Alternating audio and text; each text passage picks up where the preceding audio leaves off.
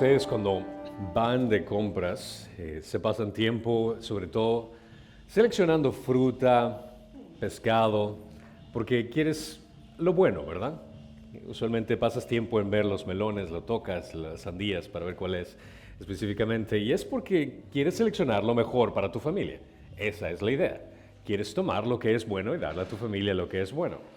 Ahora, nadie te diría que, ay, qué quisquilloso que eres en seleccionar una buena fruta o te acusaría de arrogante por seleccionar lo mejor para lo que tú quieras para tu familia.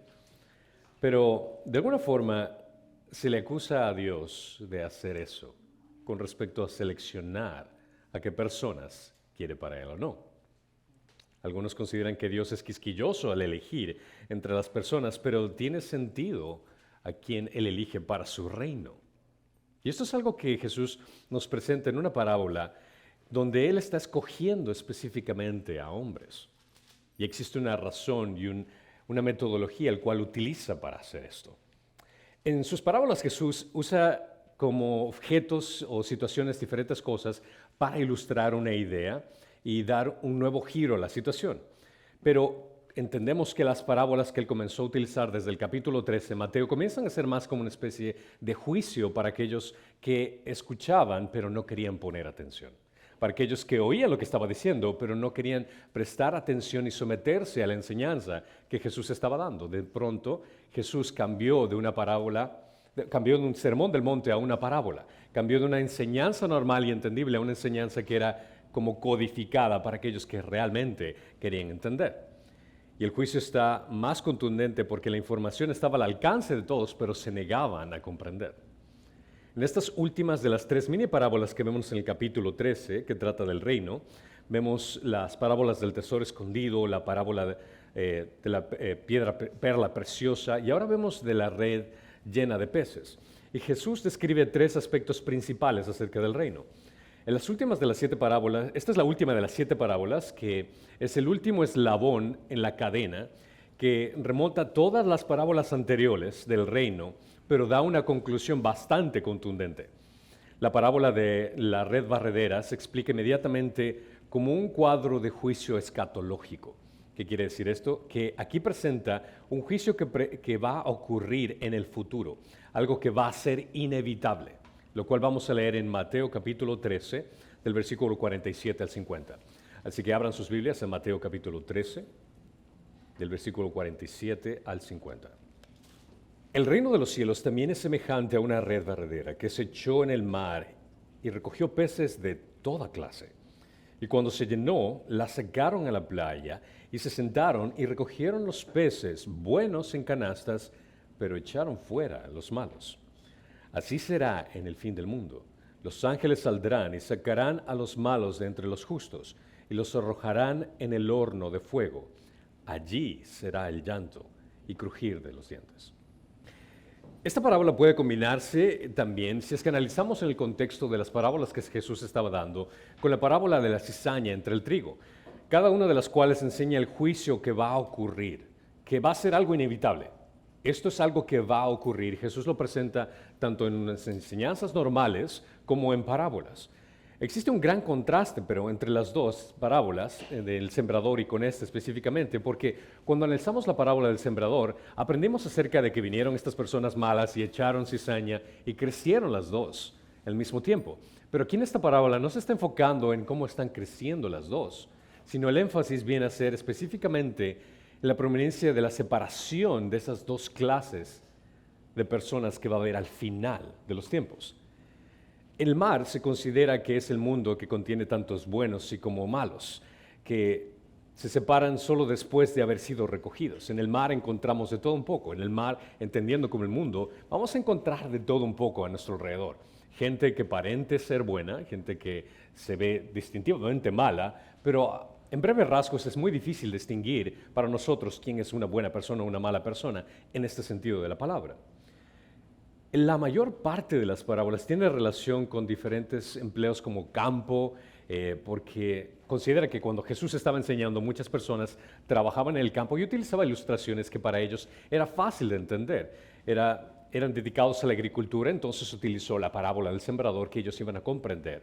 Pero también comprendía que estaba tratando con pescadores al mismo tiempo, a cuyo uso más inmediato adoptó la parábola que tenemos ante nosotros, que dice en el versículo 47 que el reino de los cielos también es semejante a una red barredera que se echó en el mar y que se recogió peces de toda clase. La principal preocupación de esta parábola no es ni el reino consumado, ni el reino inaugurado, sino lo que existe al final. Esa separación que se da al final. El reino de los cielos se compara con una red donde recoge toda clase de peces. Durante los tiempos bíblicos, los peces procedían principalmente del mar Mediterráneo, del río Nilo, del río Jordán, del mar de Galilea, y consideran que si es que vivía cerca del mar de Galilea, el ser pescador era muy importante, era tu fuente de trabajo. La pesca siempre ha sido una importante actividad comercial en el mar de Galilea, y hay 24 especies de peces autóctonos en el mar de Galilea, 10 de los cuales eran importantes para el ser comerciados. Cuando los discípulos estaban escuchando eso, debemos de considerar que 4 de los discípulos de Jesús eran pescadores antes de convertirse de seguidores. Tenemos a Pedro, a Andrés, a Santiago y a Juan específicamente. Jesús estaba familiarizado con su trabajo como pescadores en el mar de Galilea. Ahí fue donde los encontró. Pero aquí cuando menciona acerca de la red, esta no es una red pequeña que usaban que podría decir que usan los pescadores modernos. Esta era una red sumamente grande que abarcaba muchísimo. Era una red que era bastante pesada y necesitabas por lo menos unos 2 botes para poder alcanzar toda la cantidad de peces que podían salir. Tal red podía contener cientos de peces y requerir gran esfuerzo para tirar entre 2 botes y llevar toda esa pesca hasta la orilla.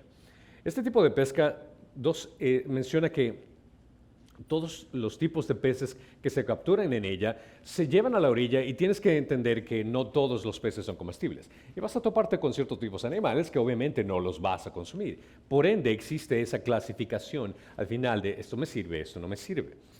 Cuando se echa la red al mar, el pescador no sabe qué es lo que va a obtener. Puede trabajar toda la noche y la pesca puede resultar en absolutamente nada, como puede trabajar durante tal vez parte de la noche y la red está a punto de romperse. Realmente uno no sabe qué es lo que va a encontrar hasta cuando llega a la orilla y ahí es donde define específicamente qué es lo que realmente vale la pena. Al final se separa en las canastas lo que es bueno de lo que es malo. Los pescados buenos y malos son comestibles y no comestibles según determina el gusto de la ley judía. A los judíos se les era prohibido comer del agua a menos de que tuviera animales del agua, a menos de que tuviera aletas o escamas. Entonces, nuevamente, Jesús está predicando con gente que entiende un contexto de lo que está hablando de separar animales, porque ellos entendían en su ley que no podían comer cualquier cosa. En Levíticos 11, 9 al 12 menciona, de todos los animales que hay en las aguas, podréis comer estos, todos los que tienen aletas y escamas en las aguas. En los mares o en los ríos podéis comer. Pero todos los que no tienen aletas ni escamas en los mares y en los ríos, entre todo lo que se mueve en las aguas y entre todas las criaturas vivientes que están en el agua, os será abominación. Os serán abominación. No comeréis de su carne y abominaréis sus cadáveres. Todo lo que las aguas no tengan aletas ni escamas, os será abominación. Es decir, que la separación de animales era normal para ellos de hacer. No podían comer cualquier tipo de animal. Cualquier tipo de animal que para nosotros sería normal en la actualidad comer. Si vamos a una marisquería y nos dan cualquier tipo de cosas, no existiría ningún inconveniente. Pero para un judío, en este entonces, no solo el hecho de tal vez de que no me guste, sino que era prohibido.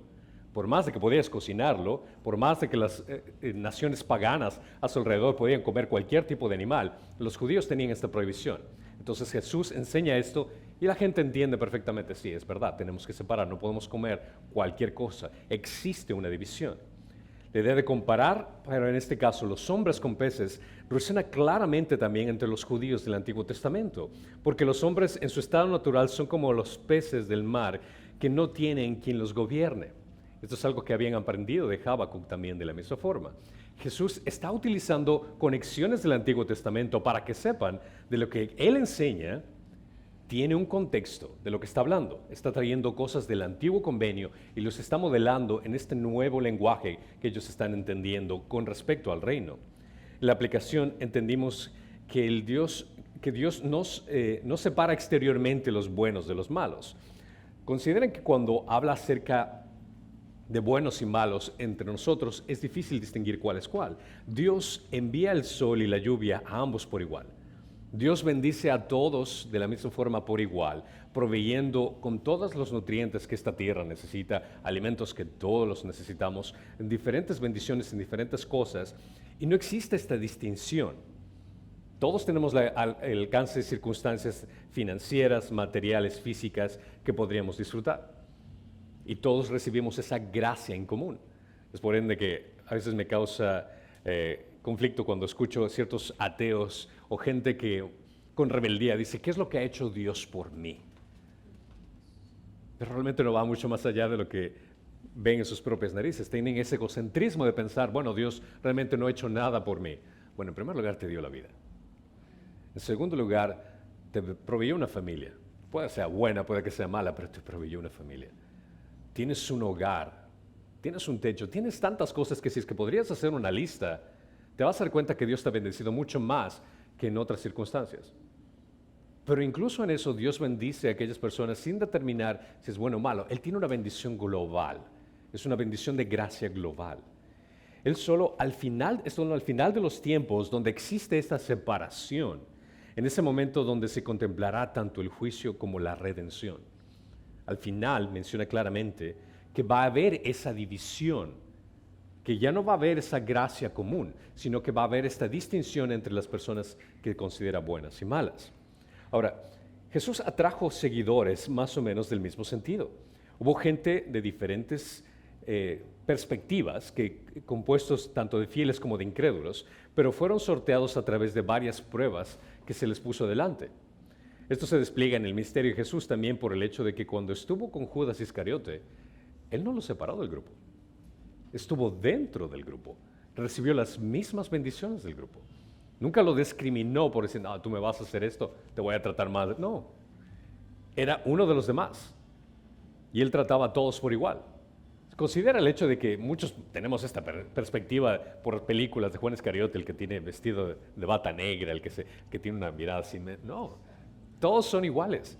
Que incluso en el momento de la última cena, cuando Jesús habla acerca de que uno de ustedes me iba a traicionar, ninguno estuvo así, Judas, acá, él, ¿verdad? No. ¿Qué es lo que hicieron cada uno de ellos? ¿Seré yo, maestro? Cada uno de ellos se cuestionó a sí mismo. Te das cuenta que incluso en esa área, Jesús, sabiendo quién era el malo, aún así no lo separó. Siguió dándole la misma bendición que al resto de las personas. Pero Jesús menciona que los buenos serán colocados en canastas especiales, refiriéndose a los peces, pero la implicación escatológica para aquellos que son buenos, que menciona en Juan 14:2, es lo que Él nos promete. En estas canastas sería ilustrado de esta forma. En la casa de mi Padre hay muchas moradas. Si no fuera así, os lo hubiera dicho, porque voy a preparar un lugar para vosotros. La idea de que Jesús esté preparando un lugar para ti debe ser algo que realmente tiene que explotar tu cabeza, considerando que ni siquiera tú mismo entiendes qué es lo mejor para ti. ¿A qué me refiero con esto? Solo te pregunto, ¿conoces el número de cabellos que tienes en tu cabeza? Jesús lo sabe. Yo se la hice fácil. Tal vez barba sería más la conexión con el mío, pero Jesús sabe exactamente aquellos detalles que ni siquiera tú conoces acerca de ti mismo.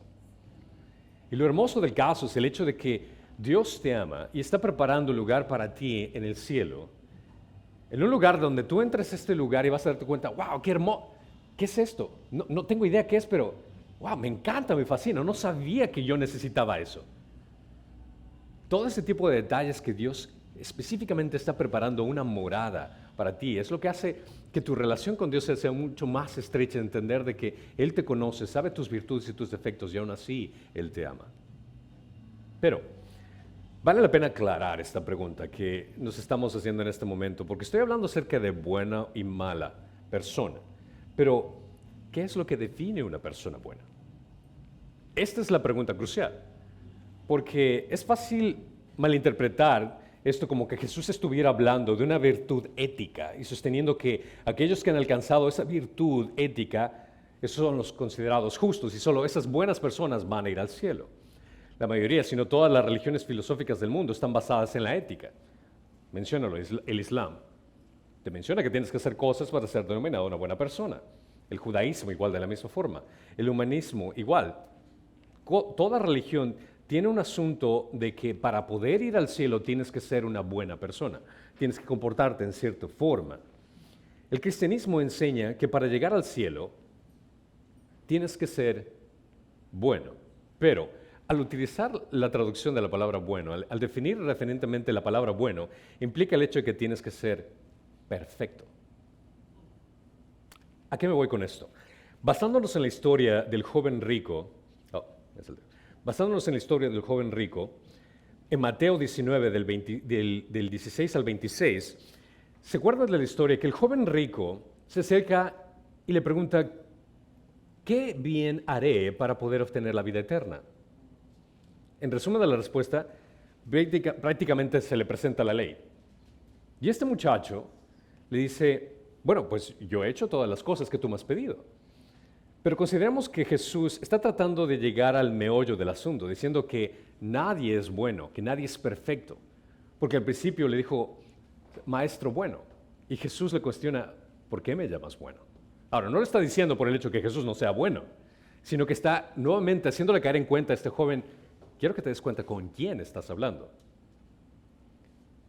El joven rico estaba operando bajo una falsa premisa de mérito propio, de que tú puedes hacer esas cosas buenas, que el hombre es capaz de hacer lo que es bueno y ganar su entrada al cielo.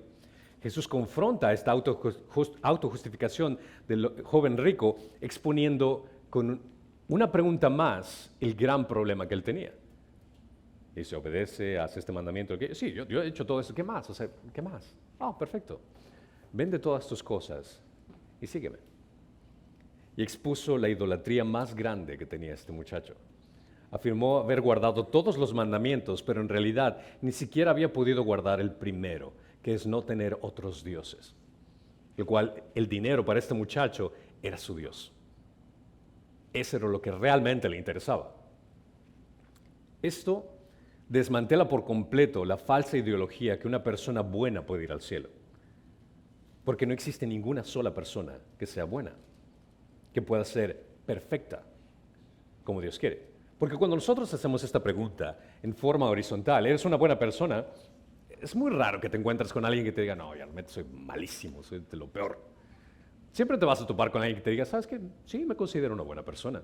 ¿Por qué? Porque se miden ellos mismos con el vecino, se miden ellos con su familiar, se miden con cualquier persona y se miden en sentido horizontal. Pero el punto es el hecho, y la pregunta crucial aquí es el hecho de que Dios te considera una buena persona. Y el estándar viene a ser Él. Y para cumplir con ese estándar, tienes que cumplir con la ley que Él determina. Por ende, si es que vamos por esa posición, nuestro gran problema es el hecho de que nosotros no pudimos cumplir la ley de Dios. Santiago 2:10 menciona, porque cualquiera que guarda toda la ley, pero tropieza, ¿en cuántos? No dicen 100, no dicen 10, no dicen 5, dicen 1. Te has hecho culpable de todos.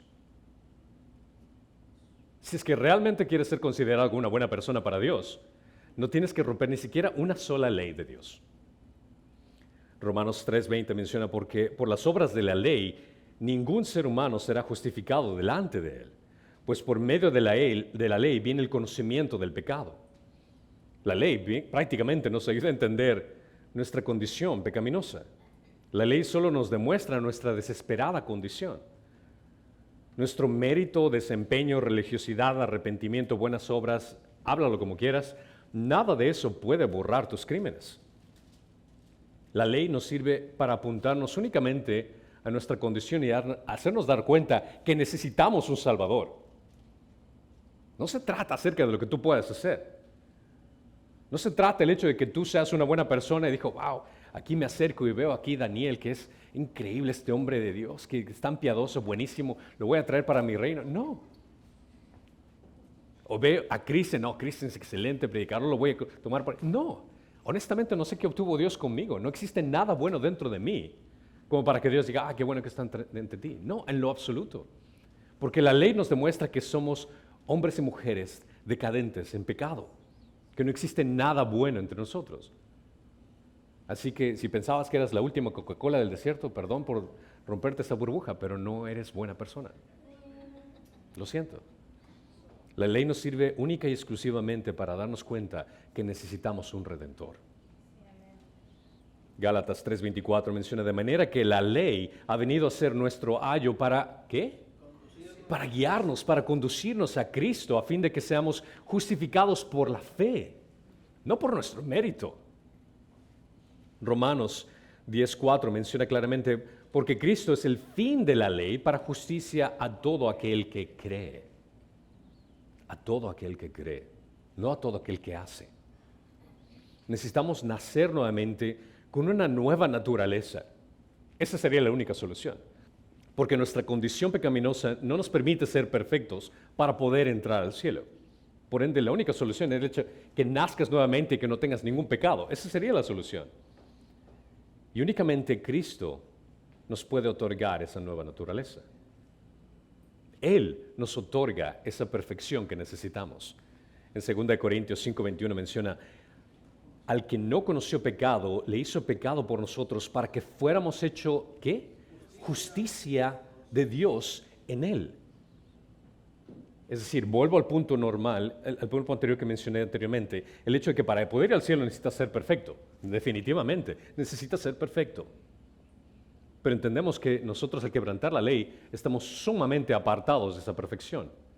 Pero Dios demuestra su amor para con nosotros en que aún siendo pecadores, Él nos otorga su perfección.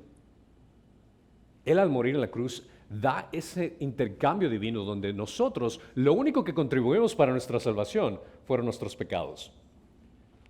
Y Él toma nuestros pecados y en intercambio nos da su justicia perfecta. La justicia de Dios nos da esa perfección para poder estar en presencia de Él. Filipenses 3:9, y ser hallado en Él, no teniendo mi propia justicia derivada de la ley, sino la que es por la fe en Cristo, la justicia que procede de Dios sobre la base de la fe. Es decir, que cuando Dios te mira al estar en Cristo, tu perfección, lo que he hecho, el de que seas una buena persona, no está en lo que tú hiciste, sino en lo que Cristo hizo por ti y es acreditada en ti. El término teológico significa es imputada en ti, que es puesta, colocada, acreditada en ti. Es decir, que cuando estés en presencia de Dios, al estar en Cristo, tú eres considerado perfecto. No por lo que tú hayas hecho, sino por lo que Él ya hizo, que fue acreditado en ti. 1 Corintios 1:30, mas por obra suya estáis vosotros en Cristo Jesús, el cual se hizo para nosotros sabiduría de Dios y justificación. Él es el que te declara justo, no tú mismo. Santificación, el proceso que Él te cambia en la forma como Él quiere que seas. Y redención, donde prácticamente el aspecto de justificación llega a su conclusión. Lo que nos define como buenas personas está basada en la perfección que tenemos de Cristo por causa del Evangelio. Es ahí donde se determina si es que tú eres una buena persona o mala persona. Lo que te hace ser bueno es Cristo. La separación entre justos y malvados se define en la estrecha vinculación que tienes con Cristo. Esa es la gran diferencia. Eso es lo que te hace ser una buena persona ante los ojos de Dios. Si es que tienes la justificación y la perfección de Cristo en ti. Esta es la idea que está dando Jesús con la red que está lanzando y cuando separa esos peces y hace esa relación de buena y mala persona. Pero para evitar cualquier tipo de mala interpretación, Jesús añade la explicación de la parábola en el versículo 49, donde dice, así será en el fin del mundo. Los ángeles saldrán y sacarán a los malos de entre los justos y los arrojarán en el horno de fuego. Allí será el llanto y crujir de los dientes. Igualmente, como menciona el fin del mundo, 2 veces en esta serie de parábolas usa la frase del fin del mundo. En Mateo 13, 39 al 49 menciona. Pero la pregunta importante que viene aquí es, ¿realmente se va a acabar el mundo? Esto es algo que realmente va a ocurrir. El fin del mundo es descrito en 2 de Pedro, capítulo 3, del versículo 10. Si es que lo quieren buscar. para que puedan leerlo por completo. Pero menciona, pero el día del Señor vendrá como ladrón, el cual los cielos pasarán con gran estruendo y los elementos serán destruidos con fuego intenso, y la tierra y las obras que hay en ella serán quemadas, puesto que todas estas cosas han de ser destruidas de esta manera. ¿Qué clase de personas no debéis ser vosotros en santa conducta y en piedad, esperando y apresurando la venida del día de Dios, en el cual los cielos serán destruidos por fuego y los elementos se fundirán con intenso calor? Ahora, para aquellos que están preocupados del calentamiento global, ahí está su preocupación. Va a haber un gran calentamiento global, al punto que todo se va a destruir. Esa sería una gran preocupación en lugar de, bueno, se van a derretir los polos, pobrecitos los osos polares. Así. Este es el calentamiento global, el cual deberías preocuparte. Esta es la culminación de una serie de eventos conocidos como el Día del Señor. Es el tiempo cuando Dios intervendrá en la historia de la humanidad con su juicio. Será un evento catastrófico en su alcance y todo lo que Dios ha creado va a destruir. El Creador, que diseñó absolutamente todo en su creación, tiene todo derecho de cómo su creación se tiene que comportar. Y tiene todo el derecho de hacer lo que Él le plazca con su creación. Ninguno de nosotros podemos levantar la mano. ¿Cómo te atreves a hacer eso? Ninguno de nosotros podemos osarnos en decirle eso a nuestro Creador. Ahora puedes hacerlo por orgullo y arrogancia, pero realmente no tendría sentido.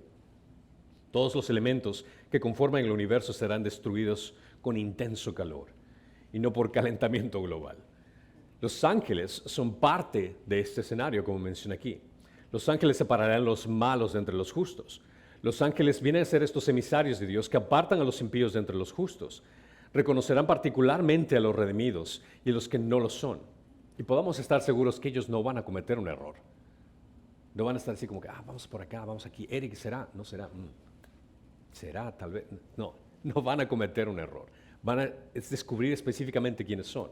Con una sola mirada verán a los que han sido justificados en Cristo Jesús y santificados por el Espíritu. Ninguno que sea verdaderamente bueno será desechado, ni uno que sea realmente malo será preservado.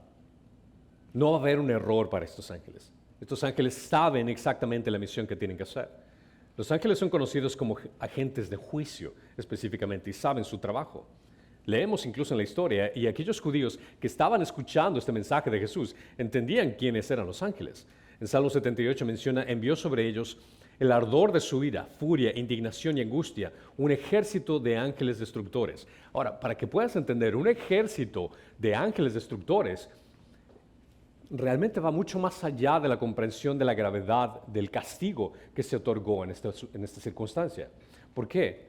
Porque ejerciendo juicio contra los oponentes puedes necesitar solo uno nada más, no solo un ejército. En 2 Reyes 19:35 menciona, y aconteció que aquella misma noche salió el ángel del Señor, hirió a 185,000 en el campamento de los asirios. Cuando los demás se levantaron por la mañana, he aquí, todos eran cadáveres. Solo uno. Solo uno. ¿Te puedes imaginar miles de ángeles haciendo esto? Y ellos van a acompañar a Jesús para el juicio final. Segunda de Tesalonicenses 1:7 menciona, y daros alivio a vosotros que sois afligidos y también a nosotros cuando el Señor Jesús sea revelado desde el cielo con sus poderosos ángeles en llama de fuego. Y estos ángeles van a encargarse de determinar, tú eres, obviamente porque reconozco que tienes esa justificación en ti, vas a ser en esta canasta o en este lugar. Y son los pescadores que recogerán las redes en el final del día. Como menciona en Apocalipsis 14:15, que menciona entonces, salió del templo otro ángel clamando a gran voz a los que estaban sentados en la nube, mete tu hoz y ciega, porque la hora de cegar ha llegado, pues la mies de la tierra está madura. Y el que estaba sentado en la nube blandió su hoz sobre la tierra y la tierra fue cegada. Salió otro ángel del templo que está en el cielo, que también tenía una hoz afilada. Y otro ángel el que tiene poder sobre el fuego, salió del altar y llamó a gran voz al que tenía la hoz afilada, diciéndole, mete tu hoz afilada y vendimia los racimos de la vid de la tierra, porque sus uvas están maduras. El ángel blandió su hoz sobre la tierra y vendimió los racimos de la vid de la tierra y los echó en el gran lagar del furor de Dios. Ese es el trabajo que tienen, la responsabilidad que tienen los ángeles. Creo que el sonido más por decirlo, más terrorífico que podrías escuchar serían las trompetas de Dios, si es que no estás en Cristo. Y él, entendiendo esto de que ellos vienen a establecer ese juicio, a ejercer el juicio establecido por Dios. A la venida de Cristo, la separación que tendrá lugar significa que los impíos serán quitados. El infierno es el destino no solo de los que están fuera de la iglesia, sino también de los que están dentro de ella y hacen una profesión falsa. Porque el hecho de que estés dentro de una iglesia no te garantiza el hecho de que no vayas a ser separado. Porque varias personas en la iglesia que solo vienen a actuar nada más, consideran que es la iglesia como un evento que ocurre únicamente los domingos. Los ángeles van a caminar incluso por las iglesias y no, este no pertenece aquí. Lo cual es también muy escalofriante. ¿Cuál es tu relación con Cristo y realmente cuál es tu conexión con Él? El juicio de Cristo es la revelación de las cosas tal y como son. Su juicio no cambia a los juzgados, simplemente lo muestra. El juicio de Dios es la manifestación perfecta de la verdad. Y esto es lo que va a ocurrir en Apocalipsis 20, del 11 al 15, que es el juicio del trono blanco, que dice, vi un gran trono blanco y el que estaba sentado en él, de cuya presencia huyeron la tierra y el cielo, y no se halló lugar para ellos. Y vi a los muertos grandes y pequeños de pie delante del trono, y los libros fueron abiertos, y otro libro fue abierto, que es el libro de la vida. Y los muertos fueron juzgados por lo que estaba escrito en los libros, según sus obras. Y el mar entregó los muertos que estaban en él, y la muerte y el Hades entregaron a los muertos que estaban en ellos, y fueron juzgados, cada uno según sus obras. Y la muerte y el Hades fueron arrojados al lago de fuego. Esta es la muerte segunda en el lago de fuego. Y el que no se encontraba inscrito en el libro de la vida fue arrojado al lago de fuego. Mi pregunta para ti es, ¿estás seguro que tu nombre está escrito en ese libro? Porque si tu nombre no está escrito en este libro, como menciona aquí, el que no se encontraba inscrito en el libro de la vida fueron arrojados al lago de fuego.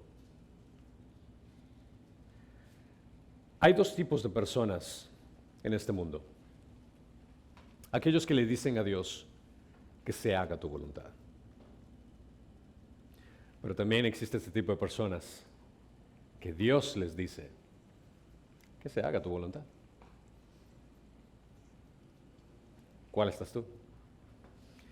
El juicio final de los justos son separados de aquellos que rechazan el gobierno de Dios y son sentenciados al castigo eterno. Una vez que llegue el juicio de Dios, serán insoportables para aquellos que no han optado por seguir a Jesús. Y es lo que implica que es el llanto y crujir de los dientes. Pero entendamos, ¿qué significa llanto y crujir de los dientes? Cuando hacemos un análisis de la mayoría de los casos donde se expresa esta idea de rechinar de dientes, viene a ser, usualmente pensamos de dolor y agonía, y en verdad viene a ser este contexto, pero analizar diferentes pasajes en las Escrituras, por ejemplo, en Hechos 7:54 dice, al oír esto, se sintieron profundamente ofendidos y crujían los dientes contra él.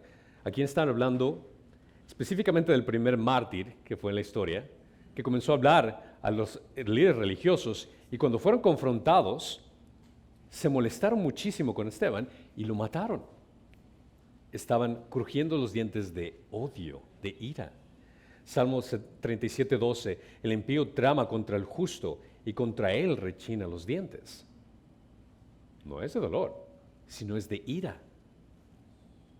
Salmo 35:16, como bufones impíos en una fiesta rechinaban sus dientes contra mí. Salmo 112:10, lo verá el impío y se irritará. Rechinarán los dientes y se consumirá el deseo de los impíos, perecerá.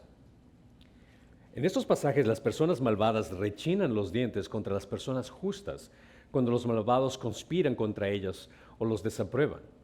Todas las referencias de Jesús al llanto y crujir de los dientes tienen una cosa en común: el hecho innegable de que aquellos que pertenecen a Cristo sufrirán un destino terrible.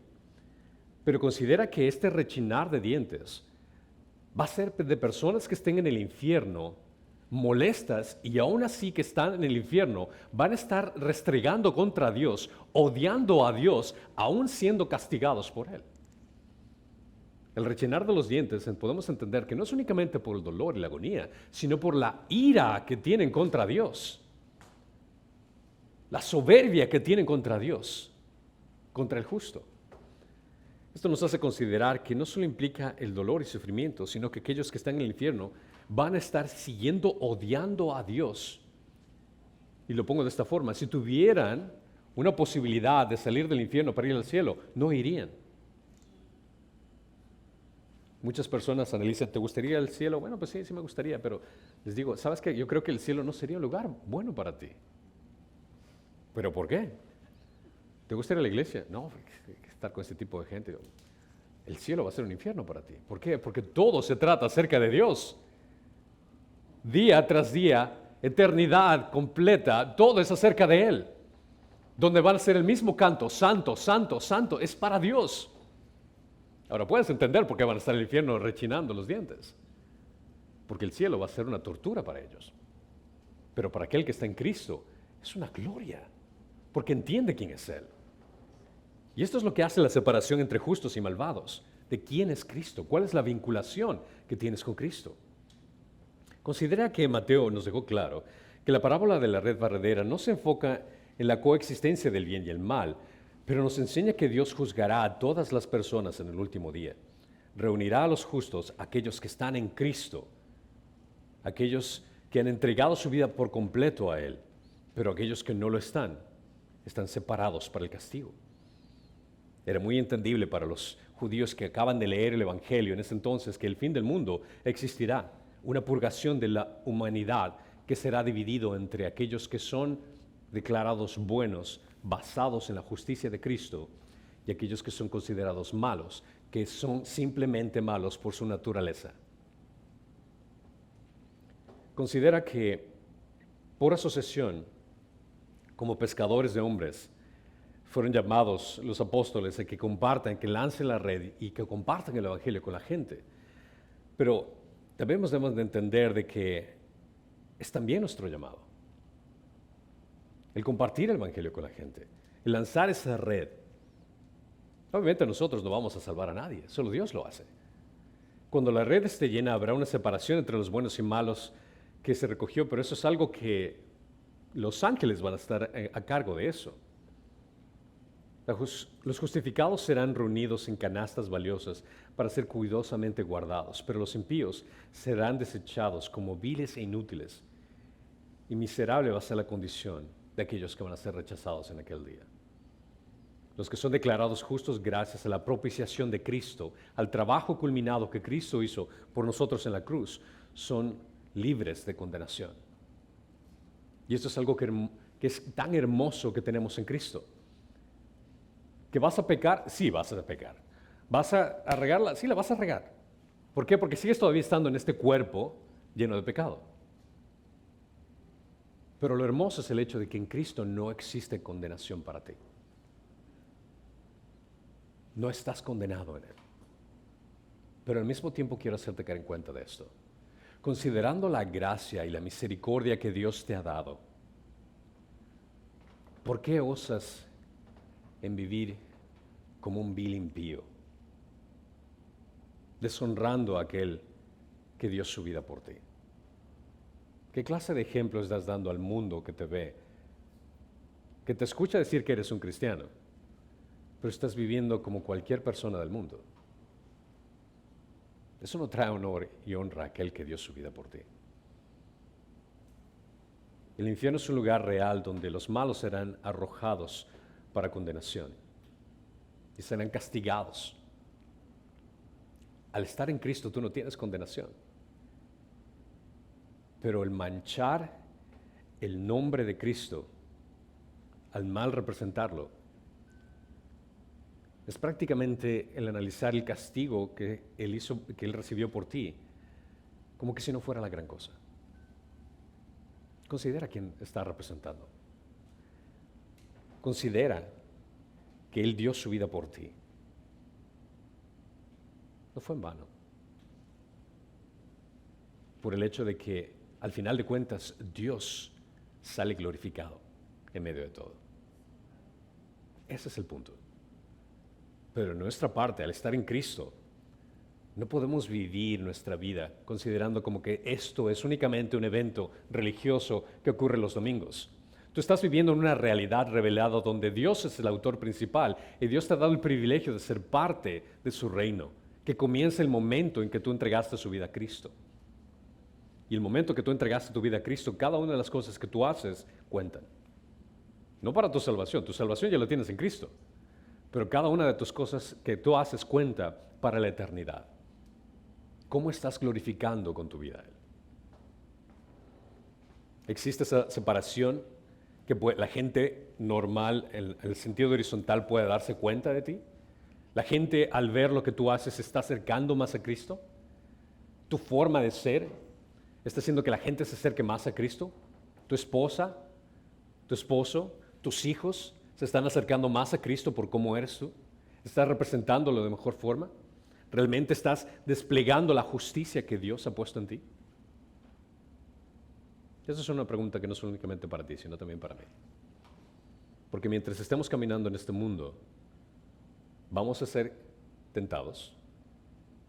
El enemigo va a querer hacernos tambalear, va a querer hacernos inútiles. No va a poder quitarnos nuestra salvación, pero sí nos va a hacer inútiles.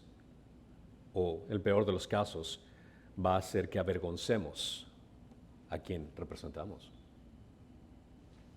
Considera, tu justicia no depende de tus obras, sino de la identidad que tienes en Cristo. Estás representando a Cristo de la mejor forma para honrarlo y glorificarlo. Tú no estás viviendo una religión, tú estás viviendo en una realidad donde tu vida completa no está únicamente incluida los domingos, sino todos los días de la semana.